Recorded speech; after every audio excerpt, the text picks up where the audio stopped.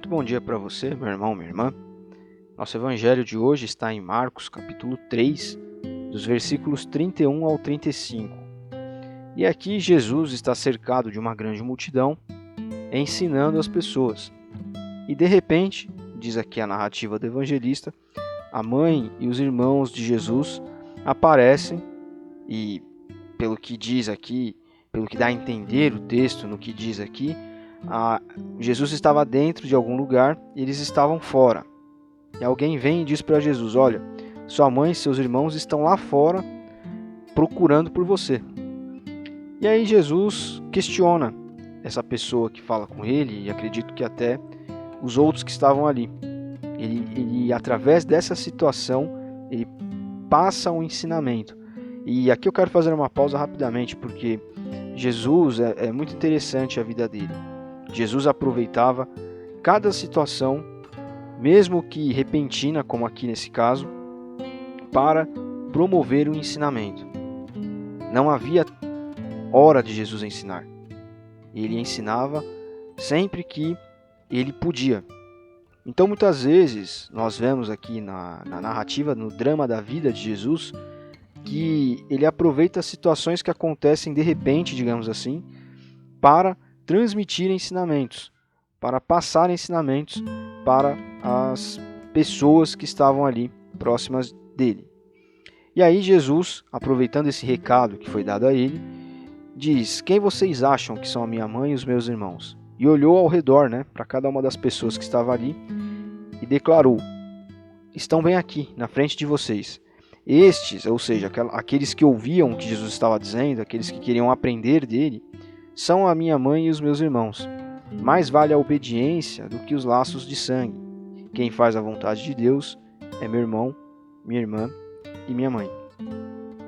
Então aqui fica muito claro que Jesus, quando ele abraça alguém, quando alguém encontra Cristo e se entrega a ele de fato, essa pessoa ganha uma família.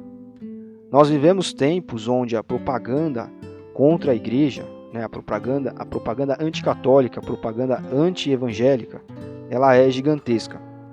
E as pessoas pegam sempre os piores exemplos que há dentro das igrejas para fazerem notícia, para falarem mal dessa instituição chamada igreja.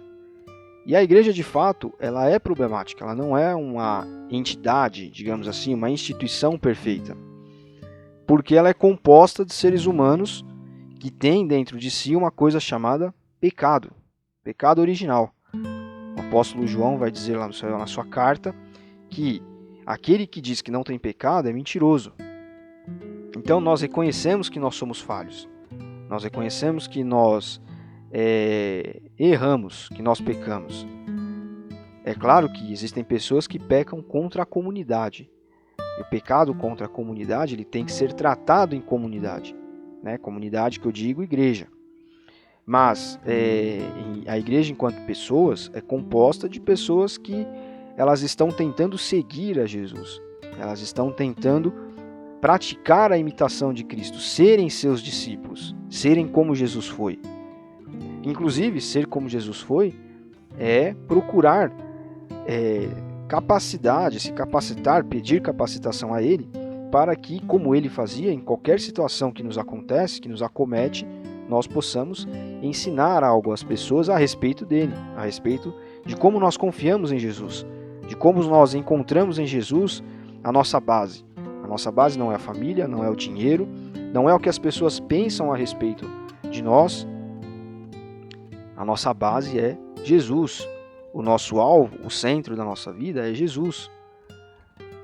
Então, quando Jesus ele encontra com alguém, ele faz uma transformação na vida dessa pessoa, mas não é a transformação de, como a gente muitas vezes vê, de uma virada de 180 graus. Está indo para um lado, de repente vira completamente e vai para o outro. Existem casos assim. Mas Jesus, e eu tenho visto isso, ele age principalmente no conforto que a comunidade traz para uma pessoa. Muitas vezes uma pessoa solitária, uma pessoa que sente falta de ter amigos, de ter companheiros, uma pessoa que sente falta de um sentido na vida. Essa pessoa encontra isso dentro da igreja, fazendo a vontade de Deus, procurando viver a imitação de Cristo, ser um discípulo dele, que na prática é ser um imitador. Então quem faz a vontade de Deus torna-se irmão, irmã, ganha uma mãe, ganha um pai, entra para a família de Deus. Então, que nós possamos hoje, primeiramente, entendermos que nós somos amados. Você é muito amado por Deus. Você pode não ter sido amado pelos seus pais, você pode não ser amado pelas pessoas que estão ao seu redor. Você pode não ser amado até mesmo porque você é uma pessoa difícil de ser amada. O seu jeito, o seu gênio, a sua personalidade. Mas tenha em mente que Cristo te aceita como você é. E Ele te pega pela mão e fala: agora você ganhou uma família. E agora você vai caminhar comigo e eu vou te ajudar a ser uma pessoa útil, amada e amorosa, que vai cuidar e ser cuidada dentro dessa família. Isso é a igreja. Nós precisamos dar espaço a Jesus para que Ele nos molde de maneira que nós possamos servir, que nós possamos amar, que nós possamos nos permitir ser amados, que nós possamos nos ajudar uns aos outros, que nós possamos aprender a conviver em família, aprender a desenvolver dentro da igreja o sentimento de fraternidade, de companheirismo, aplicar dentro da igreja aquilo que Ele nos tem dado de dons e habilidades. Então, tenha em mente isso. Você é uma pessoa amada, você é uma pessoa aceita, independente de quem você é, independente dos seus pecados. Eu falei agora há pouco que o pecado contra a comunidade, ele é tratado em comunidade. Quando uma pessoa rouba a igreja, por exemplo, ou comete um ato contra a comunidade, isso precisa ser tratado em comunidade. Mas os seus pecados individuais, eles não podem e não devem ser tratados em comunidade. Os seus pecados individuais são uma questão entre você e Deus. E sim, se você demora para vencer os seus pecados individuais, saiba que, e você tem fé em Deus, saiba que com a sua fé, você pedindo, Ele vai te ajudar a se desenvolver espiritualmente, até que você seja liberto da culpa por esse pecado, até que você possa viver cada dia mais na liberdade que Jesus te dá. E vivendo dessa maneira, você poderá viver em comunidade, na igreja, de uma maneira madura, de uma maneira sadia, de uma maneira em que você vai desenvolver laços e relacionamentos com pessoas que acreditam no mesmo Deus que você e que enxergam o sentido da vida naquele local ali como você, servindo as pessoas, servindo a Deus e as pessoas. Como Jesus diz aqui, quem faz a vontade de Deus é seu irmão, é sua irmã, é sua mãe, e todos têm o mesmo Pai, que é Deus. Deus abençoe você. Até amanhã.